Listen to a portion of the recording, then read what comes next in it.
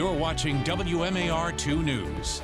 Good morning, Maryland. I'm Christian SCHAFFER. President Joe Biden has canceled his planned trip to Baltimore. The president was scheduled to visit the Emergent Biosolutions facility tomorrow and meet with the CEOs of the pharmaceutical companies Johnson & Johnson and Merck. Now that meeting is going to be at the White House instead. Yesterday, the White House press secretary was asked why the trip to Baltimore was canceled and whether it had anything to do with an article that came out Saturday in the New York Times that questioned the business practices of Emergent Biosolutions and whether those practices may have hindered the national stockpile of medical equipment during the pandemic. She only responded that the White House would be the more appropriate place to hold the meeting, but she did say a review of the national stockpile will now take place. The company, Emergent, put out a statement which did not mention that New York Times article. It reads in part, "The administration is always welcome to visit our facilities. We remain focused on working around the clock to do our part in manufacturing the vaccines needed to beat this pandemic." Some state workers could be getting some extra money soon. $1,000 bonuses for those workers are featured in Governor Hogan's newly submitted $74 million supplemental budget. The bonuses would need approval from the General Assembly. The governor says those bonuses are essential to help employees overcome the challenges from the pandemic. If approved, the bonuses would take effect April 14th for most state employees and April 21st for the workers in the university system of Maryland.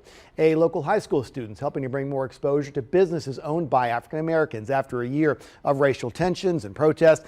15-year-old Kelsey Parker of Pikesville started thinking about how she could help the black community. She came up with a website and an app called Think Black. It's an online directory where black businesses from anywhere in the country can advertise and showcase their business for free.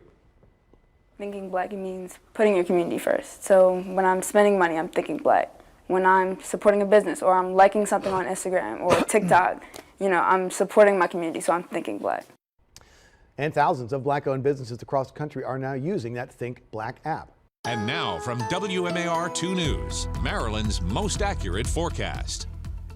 Happy Tuesday, everyone. On this Tuesday, we are tracking filtered sunshine out there. That means that we'll have a little bit more cloud cover than we saw yesterday, but we still will get that sunshine in here. A taste of spring is what we're tracking. Also, a cold front by the end of the work week. We are talking the potential for a few spotty showers by your Friday. Above average temperatures for today and in through the end of the week. It's going to be a bit breezy as we go through the rest of today as well, with gusts up to about 20 miles an hour out of the west. High temperatures today will be in the upper 60s. Christian, over to you. Nice looking couple of days. Lynette, thanks very much. Stay with us at WMAR2news.com all day long for updates on top stories and breaking news. You can also download the WMAR2 News app or find us on social media.